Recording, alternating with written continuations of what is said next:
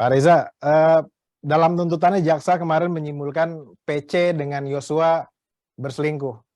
Nah, menurut Anda dalam kacamata ilmu psikologi forensik itu bagaimana, Pak Reza? Bahwa jaksa menyimpulkan dalam tuntutannya sudah terjadi perselingkuhan antara Yosua dan Putri Chandrawati, menurut saya ini unik. Kenapa unik? Karena sepanjang ingatan saya berjalan, baru kali inilah ada jaksa yang justru menyanggah keterangan ahli yang didatangkannya sendiri. Kalau kita telusuri kembali ya, pada sekian pekan lalu ada ahli yang didatangkan oleh jaksa, salah satunya adalah ahli dari Asosiasi Psikologi Forensik atau APSIFOR. Ahli dari APSIFOR itulah yang menyatakan bahwa keterangan Putri Chandrawati itu layak dipercaya. Putri Chandrawati tidak sedang berpura-pura sakit. Jadi kita terpandu untuk berpikir bahwa Putri Chandrawati memang layak dipercaya, bahwa dia sudah diperkosa dan mengalami penderitaan akibatnya. Tetapi jaksa lewat tuntutannya justru menyanggah itu, menyanggah keterangan ahli yang didatangkannya sendiri itu dengan mengatakan tidak ada kekerasan seksual, tidak ada pelecehan, tidak ada pemerkosaan. Yang ada justru antara Putri Chandrawati dan Yosua adalah perselingkuhan. Itu catatan yang unik, bahwa sekali lagi ada kali ini jaksa penuntut umum justru menyanggah keterangan dari ahlinya sendiri, silang sengketa. Padahal lazimnya atau semestinya antara jaksa dengan ahli yang didatangkannya semestinya iya sekata. Apa strategi jaksa, itulah yang harus ditopang oleh ahlinya. Ya, realitasnya seperti itu. Tapi oke. Nah, terkait dengan perselingkuhannya sendiri, saya terus terang sanksi bahwa relasi antara Yosua dengan Putri bisa dipotret sebagai sebuah perselingkuhan. Kenapa saya sanksi? Mari kita terjemahkan ke dalam bahasa psikologi.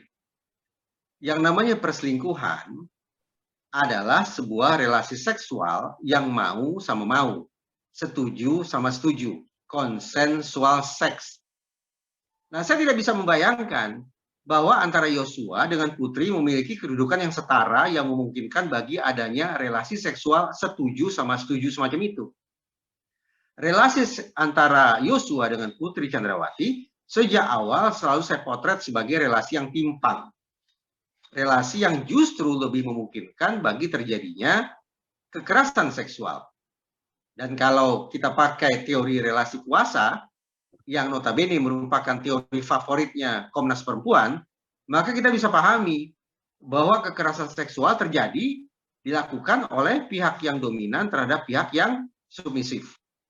Dilakukan oleh pihak yang superior terhadap pihak yang inferior. Dilakukan oleh pihak yang kuat terhadap pihak yang lemah. Dilakukan oleh pihak yang berkuasa atas pihak yang dikuasai.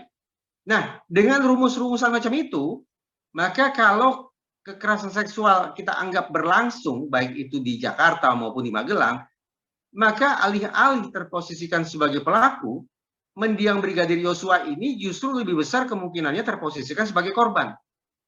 Dia terposisikan sebagai korban karena dia tidak punya kuasa, karena dia lemah, karena dia inferior, karena dia submisif. Itulah situasi yang ideal bagi terjadinya kekerasan seksual.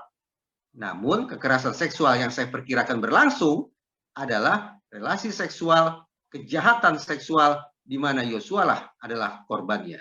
Jadi kalau menurut Anda di sini, apakah Yosua tidak memiliki kesempatan atau kemampuan untuk menolak semacam godaan dari Putri Chandrawati? Saya bayangkan Yosua ini dikabarkan sudah punya calon istri. Secara lahiriah paling tidak di mata saya calon istri Yosua ini lebih atraktif. Demikian pula Yosua ini dikabarkan tengah mencoba membangun karir lebih tinggi lagi di kepolisian. Dengan dua hal itu saja semakin sulit bagi saya untuk membayangkan Yosua yang sedang punya cita-cita besar, punya agenda hidup yang besar, justru melakukan blunder dengan main gila dengan istri komandannya. Sulit bagi saya untuk membayangkan Yosua berani bermain api, menyongsong bahaya dahsyat semacam itu, sulit untuk saya terima. Karena itulah saya bayangkan, kalaulah memang terjadi kekerasan seksual, karena itu yang terus-menerus dikumandangkan oleh Putri Chandrawati dan Verdi Sambo, maka saya justru memandang bahwa kemungkinan besar Yosua lah adalah korbannya. Jelas kalau saya gunakan kata korban tidak mungkin perselingkuhan, karena perselingkuhan tadi saya katakan merupakan relasi seksual yang setara. Karena saya sebut Yosua kemungkinan besar adalah korbannya, maka kemungkinannya adalah Yosua ini boleh jadi korban pelecehan seksual, atau korban pemerkosaan, atau korban eksploitasi seksual, pemanfaatan seksual secara terus-menerus untuk memenuhi nafsu bejat pihak lain, yaitu pihak yang mengeksploitasi dirinya.